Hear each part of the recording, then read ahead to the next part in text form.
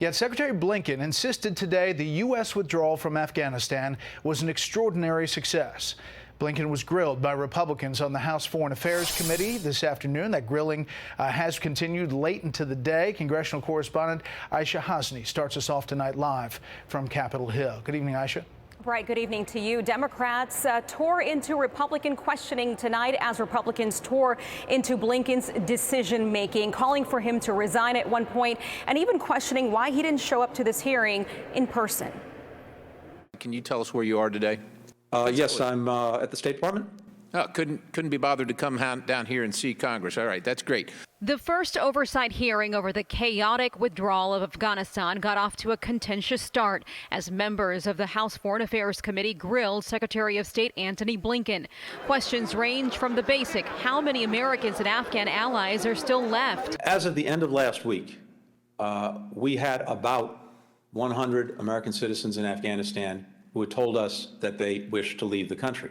To concerns about the nation's current dealings with the Taliban. Are you negotiating with the Taliban on the issue of legitimizing them as a real government? What we expect and will insist on from the Taliban, if they want to seek any legitimacy or any support, and that includes, it starts with freedom of travel. The last time Blinken testified before the House committee in June, he told them the U.S. was not withdrawing. The embassy was staying. And this. If there is a significant deterioration in security, I don't think it's going to be something that happens from a Friday to a Monday.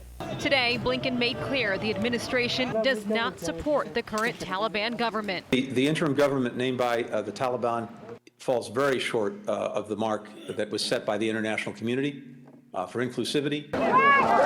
Democrat frustration over the evacuations has been bubbling over in recent days. But today, several of them gave Blinken an opening to address what this administration inherited from the previous administration.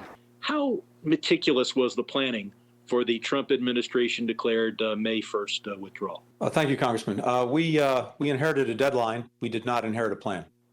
What remains to be seen is what accountability may come from today's and any future hearings. Republican committee member Brian Mast told Fox he's not holding his breath.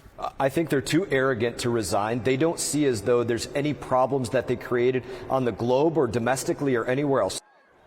Now, Brett, Blinken will appear in person tomorrow for the Senate Foreign Relations Committee hearing tomorrow morning, in which some Democrat senators have already indicated that they want to focus primarily on the last 20 years as opposed to the days in August during that drawdown. And with Senator Murphy also adding this, that he hopes Republicans don't, quote, turn this into a circus. Brett? Aishah Hasnie live on Capitol Hill. Aishah, thanks. Hey, Sean Hannity here. Hey, click here to subscribe to Fox News YouTube page and catch our hottest interviews and most compelling analysis. You will not get it anywhere else.